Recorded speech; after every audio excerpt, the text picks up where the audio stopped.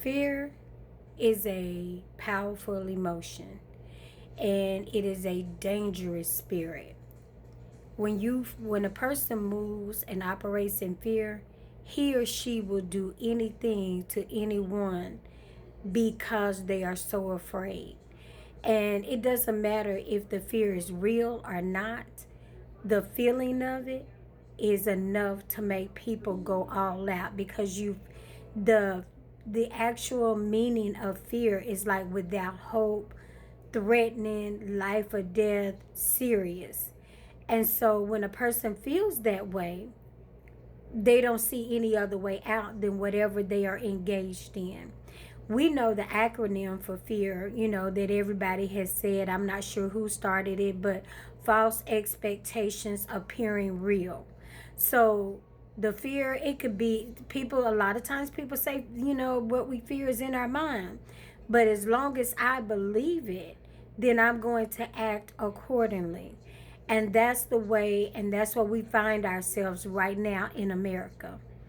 Literally, the people that voted for number 47, and one of the things that I say all the time, I know some people say he stole the election, but there was not enough outcry. What you did hear a lot of was people trying to change their vote. So that lets me know that whatever he was saying or whatever was appealing to people, they voted for him. That's the thing that scares me the most about where we are. Because one thing I understand, it's not just him. He could not just do everything. People saying, oh, look at all that he's done. No, one person can't do everything. Number one, the Republicans are sitting right there silently allowing it to happen. Some of them pretend to protest. Some of them have gotten so deep in bed with their mess because politics is a dirty business. It's not simple. I'm telling you all, go look at the movie Distinguished Gentleman with Eddie Murphy. And it's like, you support my bill, I support this. There's so much dirty laundry. Everything that the Republicans and MAGA talk about, from LGBTQ to abortion, they do it all the time. Those nasty mother lovers up there, they do it all the time. First of all, let's go back. In slavery, there was a group of people that were designed to break the spirit of black men by raping them. That is a gay act. And who was doing that? White men. So when they look at it, and that's why when you look at people who have such a hate for LGBTQ, you gotta know some of that lies within them. There's a fear there within them because there's no way you just gonna hate. Now you may not want to see it. Like, I never got off into seeing other women kiss other women, but that's just me. But I don't hate it. I just don't like it. I ignore it. I move on. That's not my cup of tea. But to go out of your way to hate it, there's a thin line between love and hate. And sometimes you're hating something that somebody else is expressing freely and you don't even know why you hate it. And to hate a person because of what they choose to do privately is crazy.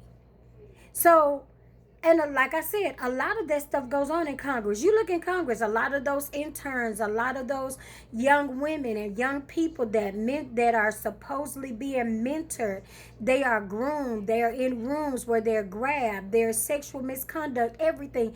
And they can't say anything because if they do, they'll never have a career in politics. That's why when that Me Too movement hit, there were so many people, they was like, oh my gosh, it's coming out.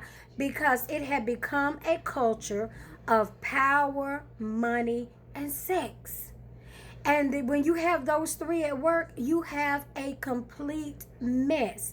And literally, a lot of people that voted for number 47 really thought that things were going to go back to the way they were accustomed when they did not have to be politically correct, when black people were pretty much forced to live a certain way, when we really didn't have rights, when we had to do whatever we were told. Women, now we can't do what we want with our bodies.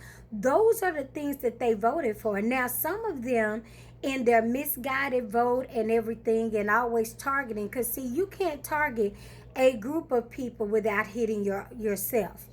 Because if you're a white man in America, you have a wife, you have daughters, so you could not target just black women and black people without it hitting you. And as soon as Elon Musk's little behind was loose like a fool in the Internal Revenue Service and other administrations, federal administrations, who lost their jobs in droves? White women. Because the programs that everybody deems are for black people to help us get ahead have not been benefiting us. What a slap in the face that had to be when they realized, like, oh gosh, wait a minute. You mean the programs? But nobody else they wouldn't say it. Abbott should be, every time he rolls his little ugly butt up to the governor's mansion in his wheelchair, he ought to feel bad because he's against DEI. And DEI is for people with disabilities. And he has a disability. He can't walk. And if you can't walk your little sorry behind in there and you're against DEI, that's not our problem. Get there the best way you can. Because we cannot have it for some and not for others. See how this is blatantly racist, blatantly. And let me break it down for some of you all. Stop coming on here talking about I'm racist. We cannot be racist. We can be prejudiced. We don't hold the power. And that's the fear and the reason a lot of you voted for 47, because you were afraid of losing the power. They wanted to make sure, these wealthy Americans, the 1%, they did not want to become regular. They didn't want to pay their fair share of taxes. They wanted to always dominate. That's how Trump can move people in and out to buy certain things. Like they bought, his little friend bought CBS. A lot of actors lost their jobs. A lot of shows went off because they want to control the narrative. This fool is setting himself up. And some of you that voted for him, some of you minorities that voted for him, now you want to go radio silent. This is the time to open your big stupid mouth and say I was wrong. And you need to openly say you were wrong. You need to help so that you can promote and correct. I'm not going to ever tell you that, oh, all Democrats are great or what. No. But you have to vote for the people that are most in line with making sure that America remains a free country, that democracy reigns, and that we have the right to life, liberty, and the pursuit of happiness, and not all this other rhetoric and not all this other foolishness. If we do not do that, we're going backwards, and we cannot afford to go backwards. Do you understand what I'm saying? We cannot afford to regress. We cannot afford, and some of you, you're so ignorant that you thought it couldn't happen. If history doesn't do anything else, it repeats itself.